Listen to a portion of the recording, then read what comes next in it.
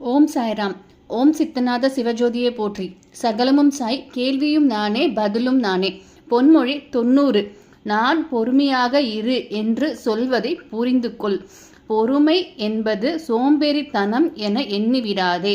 சோம்பால் ஆனவர்கள் எதை விரும்பினாலும் கிடைக்காது. எச்சரிக்கையாக இருந்து நடை போடுவது, அக்கம் பக்கத்து விஷயங்களை கவனித்து அதற்கேற்ப உன்னை உற்சாகத்தோடு தயார்படுத்தி கொள்ள அமைதி காப்பதே பொறுமை. இதில் மூலியமா என்ன சொல்றாருன்னா, பொறுமையா இரு அப்படின்னா நமக்கு நம்மளே தயார்படுத்திக்கணும், மௌனமாக இருக்கணும். என்ன நடந்தாலும் அதுக்கு மௌனமாக இருந்தோம் அப்படின்னாலே, பொறுமையாக இருந்தோம் அப்படின்னாலே அதுக்கான பதில் நமக்கு கிடைக்கும். நம்ம வேலையை பார்த்துக்கிட்டு நம்ம பாட்டுக்கு நம்ம போனோம் அப்படின்னா, பொறுமையாக இருந்தோம் அப்படின்னா அதுக்கான எல்லா பதிலும் நமக்கு கிடைக்கும் அப்படிங்கிறது தான் இது மூலியமாக பாபா நமக்கு சொல்கிறாங்க. நாளைக்கு வேற ஒரு அழகான பொன்மொழி மூலியமாக சந்திக்கலாம். நன்றி, வணக்கம். ஓம் சாய்ராம். ஓம் சித்தநாத சிவஜோதியே போற்றி.